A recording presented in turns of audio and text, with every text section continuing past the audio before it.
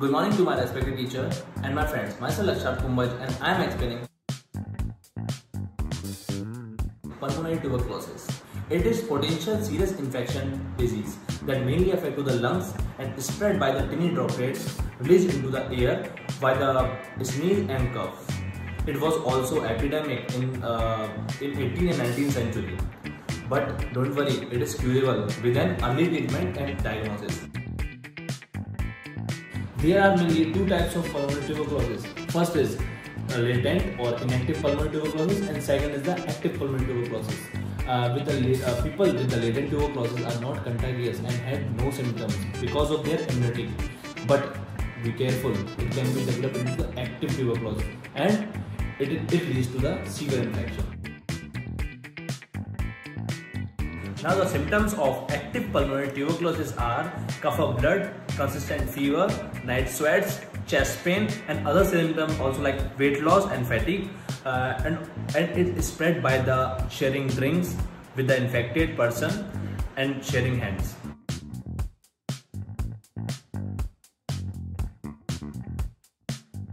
Causes. The primary cause of tuberculosis is the Mycobacterium tuberculosis. It is the small non-motile aerobic bacillus. The Mycobacterium bacillus complex include 4 other tuberculosis causing mycobacteria. The first step is the entry of mycobacteria into pulmonary alveoli.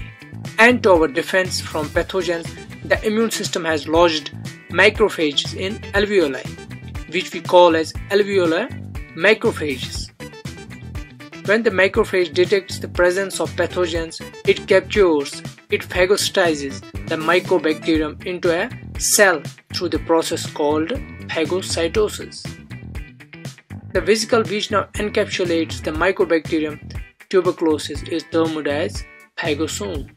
So to eradicate the pathogen, the macrophages have lysosome with hydrolytic enzymes, and under normal immune response, the lysosome fuses with phagosome to form phagolysosome, in which the pathogen is dissolved with acids and finally gets eliminated. But here, in case of tuberculosis, the phagosome is now formed when pathogen is Mycobacterium tuberculosis. So in this case, the fusion is inhibited and the Mycobacterium tuberculosis remains protected inside the macrophage without being detected by immune system like a Trojan horse.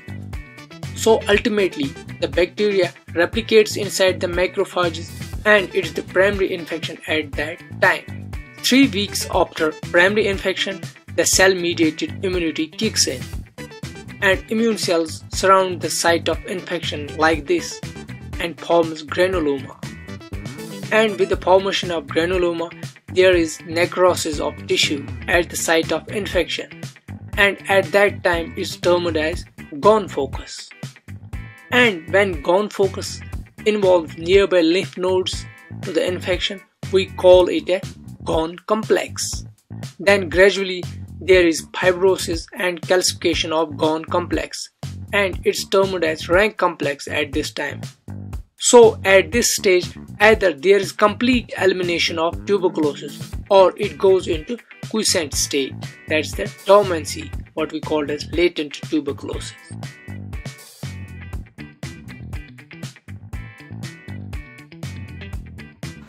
Risk factor of pulmonary tuberculosis. The risk for getting pulmonary tuberculosis is higher for people who are in close contact with those who have tuberculosis, but more than in older adults and small children and patients of diabetic, kidney disorder, HIV, and who are undergoing chemotherapy, and in smokers, and in patients of autoimmune disorders such as rheumatoid arthritis. And we can do differential diagnosis with the pulmonary tuberculosis with pneumonia, sarcoidosis, and histoplasmosis.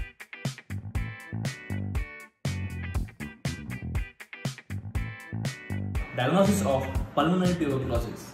We can do sputum test. In a sputum test, we can do culture, CXR, and tuberculin skin test, and also physical examination. In the physical examination, we can do chest X-ray, bronchoscopy, and lung biopsy.